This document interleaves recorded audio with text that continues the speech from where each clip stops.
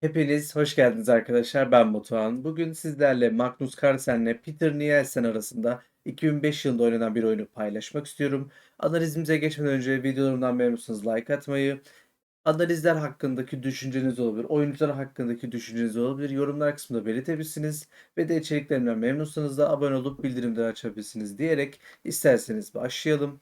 Bu maç dediğim gibi 2005 yılında oynandı. Magnus Carlsen beyazlarda, Peter Nielsen de siyahlarda. Şimdi hemen başlayalım. Carlsen E4'te başlamış. E5, at F3, at C6, fil B5'ten sonra at F6 oynandı. Kısa rok, at E4, D4 hamlesinden sonra burada at D6 oynandı. Fil C6, D C6 hamlesinden sonra D E5. Buralar aslında bildiğimiz pratik, daha doğrusu kitap hamleleri olduğu için hızlıca geçiyorum. At F5 hamlesinden sonra vezir D8, şah D8'den sonra burada at C3 oynadı Carlsen tarafından. Şimdi Peter Nielsen H6 ile devam etti ve H3 hamlesinden sonra fil D7 oynandı. Bu zaten bildiğimiz kitap hamlelerinin artık sonuna doğru geldiğimizin nasıl diyelim göstergesi diyebiliriz bu hamle. Şimdi fil F4'ten sonra belki fil F4 değil de şu tarzda B3 gibi bir hamle ya da G4 gibi bir hamle oynanabilirdi atı kovmak adına. Yani fikir tabii ki G4'ün fikri atı kovmak. Yapılabilirdi ama Carlsen önce bir fil F4 oynamayı tercih etti. Şah C8'den sonra kale AD1 oynandı. Kale AD1'in ben çok güzel bir hamle olduğunu düşünüyorum. Ama buna karşılık şimdi rakibinizin verebileceği bir yanıt var. G5 gibi bir yanıt var. Buna nasıl aslında yanıt vereceksiniz? Bu çok önemli. Örnek veriyorum, rakibiniz G5 oynadığında siz nasıl bir reaksiyon alacaksınız? Mesela fil H2 alıp bu çaprazda filizi tutmaya devam mı edeceksiniz? Yoksa örnek veriyorum işte fil C1 gibi bir hamleyle filinizi biraz pasif duruma mı getireceksiniz? Bunun kararını vermeniz lazım.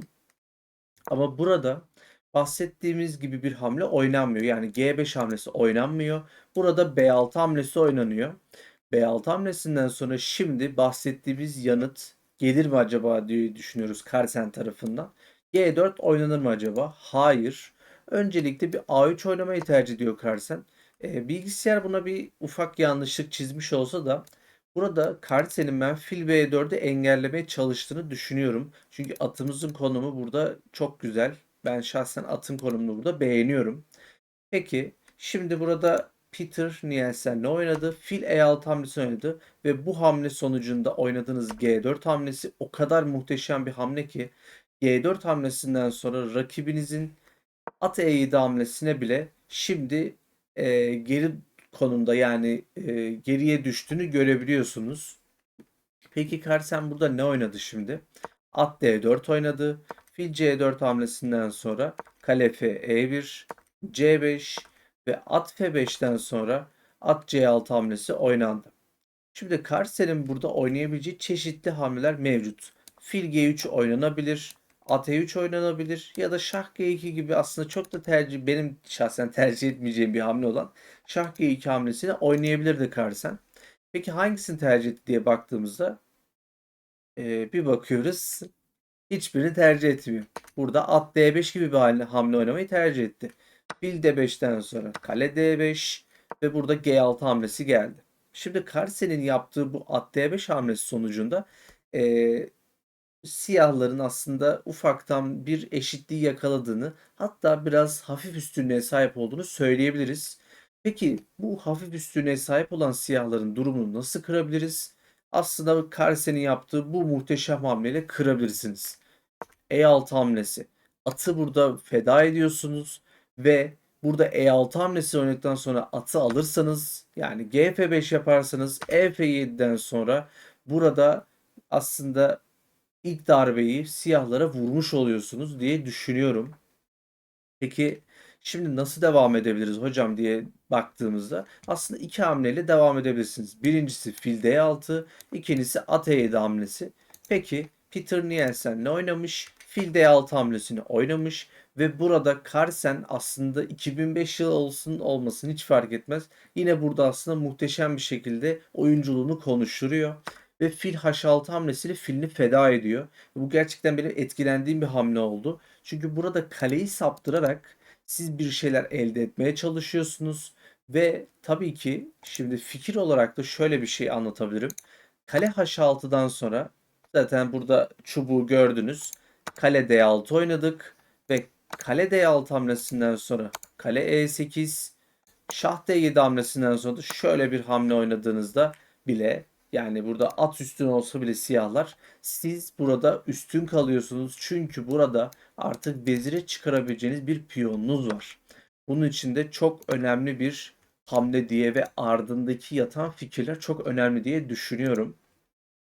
Peki burada şah B7 hamlesi oynandıktan sonra ne oynanabilir diye baktığımızda fil G7 oynanmış ama burada tabii ki bilgisayarın en kuvvetli hamle olarak önerdiği hamle G5 hamlesi. Ben de şahsen G5 hamlesini böyle baktığımda çok yapabilir miydim bilmiyorum ama bilgisayarın çok kuvvetli hamle olarak verdiği bu hamleyi Magnus Carlsen kaçırmış olabilir.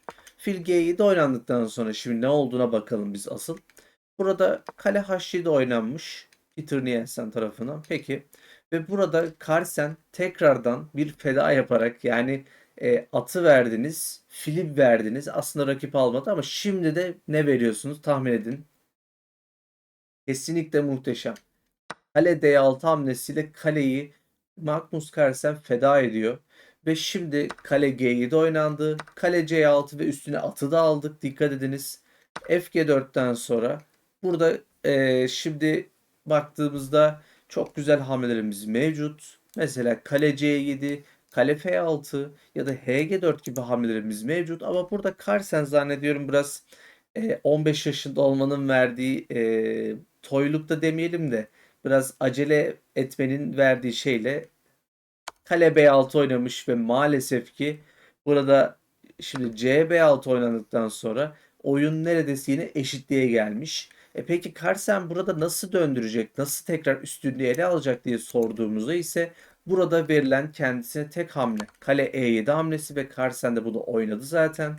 Şah C6'dan sonra F8 vezir ve kale F8'den sonra kale G7 ve yine kale oyun sonuna kalmış olduk. Burada GH3, GH3 oynandı. Kale H7, kale D8 hamlesinden sonra kale H3 alındı. Şimdi kale oyun sonunda dikkat etmeniz gereken bir nokta, daha doğrusu siyahlar için de dikkat edilmesi gereken nokta, F piyonun terfi edip edemeyeceğidir. Aslında bunu engelleyemediğiniz takdirde zaten beyazlar üstün kalacak. Konuma baktığımızda ise burada bir eşitlik olduğunu görüyoruz. Buradaki en ince bir yanlışlık bile sizin için çok önemli sonuçlar doğuracaktır. Peki incelemeye devam edelim. Kale D1'den sonra şah G2 ve kale C1 hamlesinden sonra kale C3 oynandı. B5, şah F3. Dikkat edin. Magnus Carlsen ufak ufak şahını buraya getirmeye çalışıyor. Tabii ki Peter Nielsen da, yani tam açık söyleyemiyorum ismini, Peter Nielsen de burada tabii ki şahını merkeze getirmeye çalışacak. Ki yapmış da zaten. Şah D5 oynanmış. Peter Nielsen tarafından. Şah E2, C4, Şah D2, kale B1 ve kale H3 hamlesinden sonra kale F1 oynandı. Dikkat edin. Piyon istendi. Ne yapmalıyız? Önce bir kale H5 yaptık. Şah D4 hamlesi kesinlikle zaten oyunun artık sonunu getiren bir hamle oldu. Siyahlar için bu hamleyi yapmamanız gerekiyordu. Çünkü piyonu bıraktınız. Hocam burada biz de piyonumuzu bıraktık. Tamam bıraktınız ama siz burada B5 piyonunu alarak aslında burayı dağıtmış oluyorsunuz. Çünkü sizin burada 3 tane aslan gibi piyonunuz var. Peki ne oynadık? Şah E2 oynadık. Gayet güzel. Kale C1 oynandı. Şimdi şah D2, kale F1, şah E2, kale C1 hamlesinden sonra C3 oynandı. Artık burada müsaade edemeyiz zaten. Şimdi şah E4 hamlesinden sonra F3 oynandı. Şah F4 ve kale B5 hamlesinden sonra kale C2 ve burada siyahların artık umudu zaten tükendi. Şah D1 oynandığında B2 piyonunu alamıyorsunuz. F3'ü alsanız bile artık bence çok önemli değil. Çünkü kale H2 ve şah C1 hamlesinden sonra şah F3 aldığınızda gerçekten konumuz çok kötü durumda kaldı. Siyahlar artık burada Yani nasıl kurtarabilir kolumu hiçbir fikrim yok. Piyonunuz düştü. Bu piyon zaten nasıl direnecek hiçbir fikrim yok. O yüzden, hiçbir yorum yapamıyorum buraya. Şimdi şah F3 hamlesinden sonra kale C5 oynandı ve kale H4 hamlesi oynandı. Tamam ama artık burada şah B1, şah E3 ve kale C7 hamlesinden sonra Peter Nielsen burada maçı terk etmiş. Peki neden terk etmiş? Artık burada umut yok muydu? Artık burada umut kalmadı. Önceki hamlelerde de bahsettiğim gibi A5 oynansa fark etmez. Tekrardan siz burada hatta A4 bile kesebilirsiniz. Kale A7'ye bile gerek yok. A4'te kestiniz. Şimdi kale F4 oynadığınızda kale C5 bu piyon zaten garanti olarak düştü. Kale F1 şah A2 hamlesinden sonra şah D2 vesaire vesaire artık piyonlar düştü ve beyazlar piyonlarını rahat bir şekilde hatta iki piyonu düşse bile bir piyonunu bile sürse zaten burada galibiyeti elde edecek diyeyim sevgili arkadaşlar. Ve analizimizi burada tamamlayalım. Umarım öğretici bir analiz yapabilmişimdir. Umarım keyifli bir analiz yapabilmişimdir. Analizimizi burada tamamlayalım dediğim gibi. Umarım videoyu beğenmişsinizdir. Videoyu beğenseniz like tuşuna basabilirsiniz. Magnus Carlsen'in bu oyunu hakkındaki düşüncenizi yorumlar kısmında belirtebilirsiniz. Ve de içeriklerime memnunsanız da abone olup bildirimleri açabilirsiniz diyerek videoyu kapatmak istiyorum. Kendinize iyi bakın. Satrançta kalın.